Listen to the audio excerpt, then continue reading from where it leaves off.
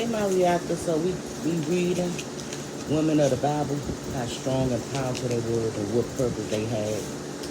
So now we're going to Sarah. Her character, beautiful enough to attract rulers in the ancient world. She could be strong-willed and jealous, yet Sarah was considered a loyal wife who did what was right and who didn't give in to fear. Her sorrow that she remained childless for most of her life. Her joy that at the age of 90 she gave birth to Isaac, child of the promise. Her story. Sarah was 65, the age many of us retire, when she began a journey that would lead her into uncharted spiritual territory.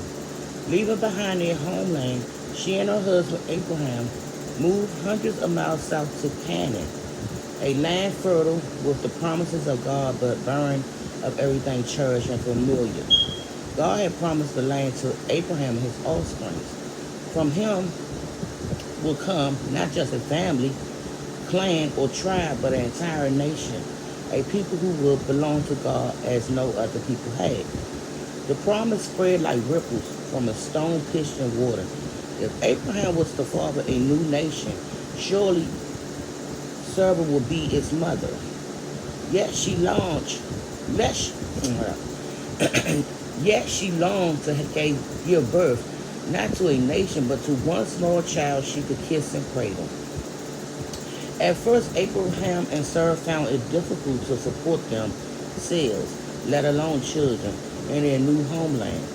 Soon, a famine made life so severe that they moved to Egypt, where Abraham fearful of what's his name? Pharaoh. I know his name, y'all. Y'all help me out. It's a Pharo. Pharaoh suggested a deceptive maneuver to save his skin. I know what a beautiful woman you are. When the Egyptians see you, they will say, "This is his wife." Then they will kill me, but will let you live. Say you are my sister. She was his half sister, so that I will be treated well for your sake, and my life will be spared because of you. So Sarah did as her husband asked, and Pharaoh soon added her to his harem of beautiful women. For the privilege, he paid Abraham in the currency of the day. A bevy of hold on, I can't get my words out. A bevy of sheep, cattle, donkey, camels, and servants. But though the two men seemed satisfied with their bargain, God was not pleased and proceeded to strike Pharaoh and his entire household with the disease. The Egypt's ruler soon summoned Abraham, demanding an explanation. As soon as he heard the truth, he allowed both Sarah and Abraham to leave, taking with them all the riches they had gained in Egypt. So the couple moved home again. By now, several years had passed since Abraham and Sarah had heard the remarkable promise of God. But still, there was no child. So Sarah took matters into her own hands. Following a practice common in the ancient world, she gave Abraham permission to sleep with her Egyptian maid Hagar. Sarah's slave will become a surrogate mother for the promised child.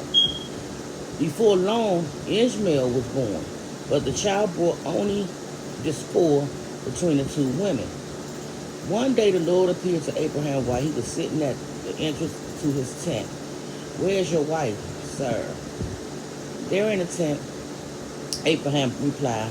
Then the Lord said, I will surely return to you about this time next year, and Sarah your wife will have a son. Now Sarah, who had been eavesdropping from inside the tent, laughed and said, "After I am worn out and my master is old, will I now have this pleasure?"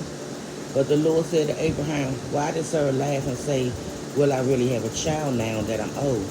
Is anything too hard for the Lord?" I will return to you at the appointed time next year, and Sarah will have a son. Because Sarah was afraid, she lied and said, I did not laugh.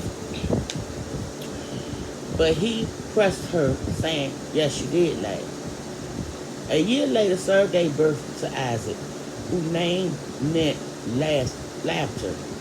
Of course, the joke was not lost on the 90 years old mother who exclaimed, God had brought me laughter, and everyone who hears about this will laugh with me.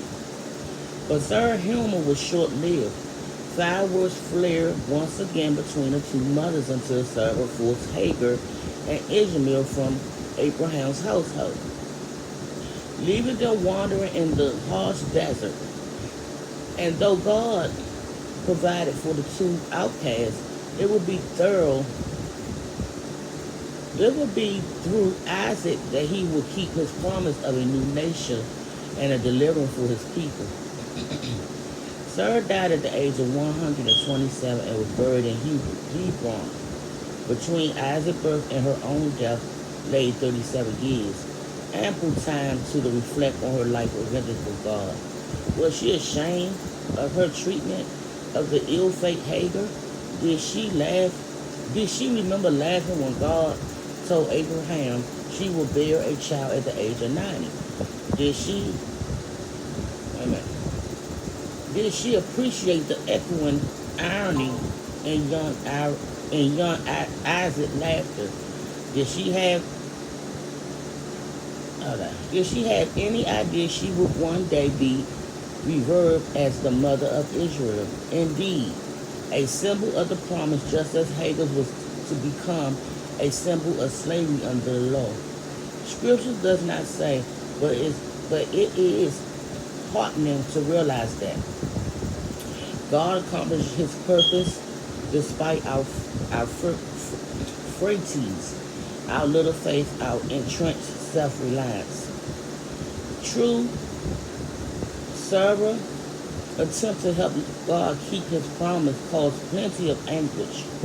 Even in our own day, the struggle between Israel and her Arab neighbors stemmed from the ancient strife between two women and the children they bore.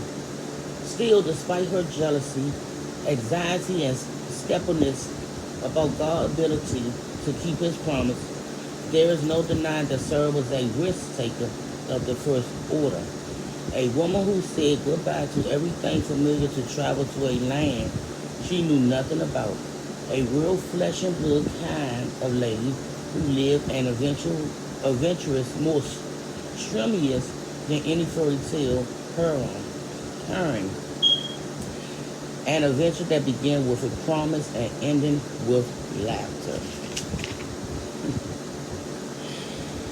Okay. Her life and time. So I'm not going to get into that, y'all. So that's it for Sarah. And I will be back.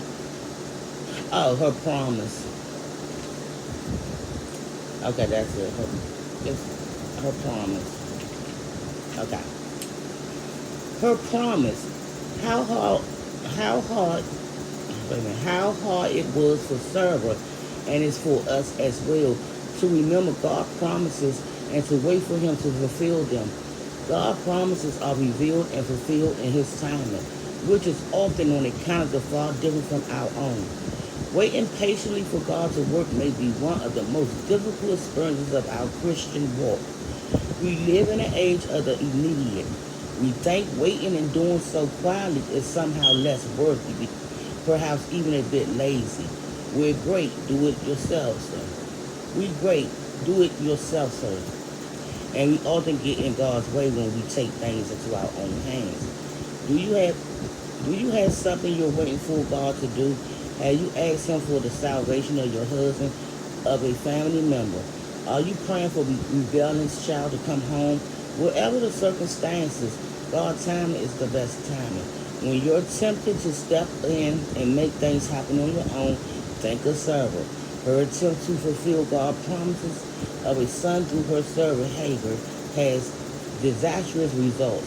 Remember that God has his own timetable, and rest in assured that he loves you and will fulfill his promises to you. Okay, her legacy and lift your heart. Okay. God hint at his purpose for you by planting dreams within your heart. Sarah's dreams was to give birth to a son. Find a quiet place and spend some time focused on your dream. Oh my God. Oh yeah, that's it.